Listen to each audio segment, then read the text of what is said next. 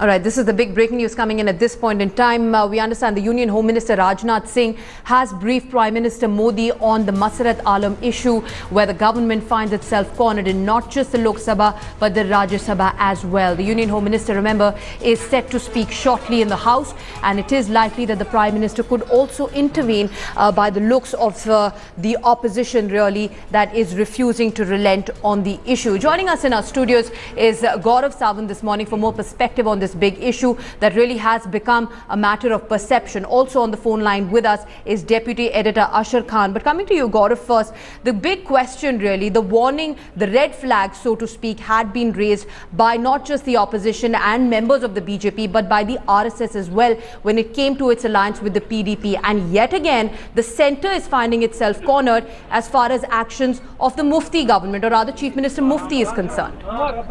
This is an alliance government. Now, the BJP now claims that they were not in the loop. Jugal Kishore, party MP and the state BJP leader, he said this in Jammu. Venkaiah Naidu, as Parliamentary Affairs Minister, has said this on the floor of the House, that they were not consulted on this. But were they in the loop on this? Were they aware of this? And in case they were, why did they not raise the red flag? Arun Jaitley, the Finance Minister in Rajya Sabha, said, don't question our nationalism or don't question us on national security. We will never compromise on this. But Omar Abdullah, the former Chief Minister of the state, has said that Masrat Alam was a threat to safety and security, and after the Afzal Guru hanging, the fact that Jammu and Kashmir was peaceful because Masrat Alam was in prison, there's a case of waging war against the state that is there against Masrat Alam. So how is he being called a political prisoner now, and why has he been released? That's the question that the Union Home Minister will have to answer in Parliament now. Absolutely, Ashar. There are some 16 detention orders under the PSA Act that have been invoked against a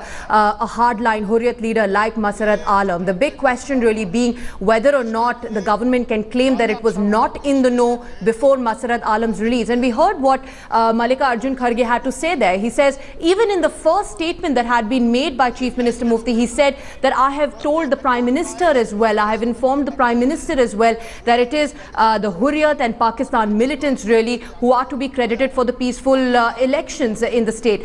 And the Congress really trying to link that to Masarat Alam's release, to say that the Prime Minister could not possibly have not known about the release.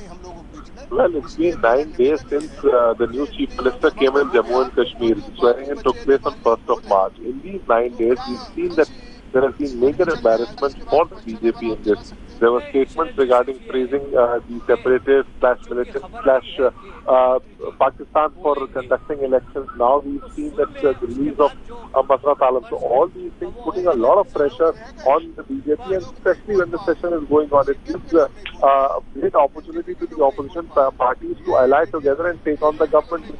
They've been doing, and today also we saw the same happening. And now as we speak, in Lok Sabha also, Mallikarjun Kharge, the leader of the Congress party, is speaking. What is expected in a short while from now, the Home Minister will also speak on this issue. Also, the Prime Minister may also be present in the House. So clearly, the opposition managing puts the government on the back.